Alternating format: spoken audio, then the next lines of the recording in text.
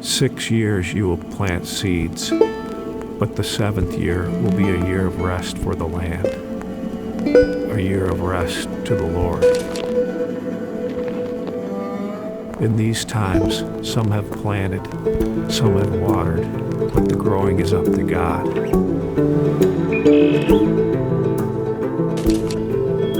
You can't survive the storm unless the roots grow deep, and that means good soil.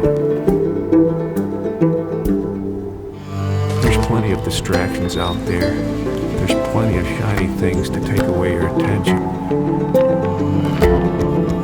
We keep the land ready by resting it.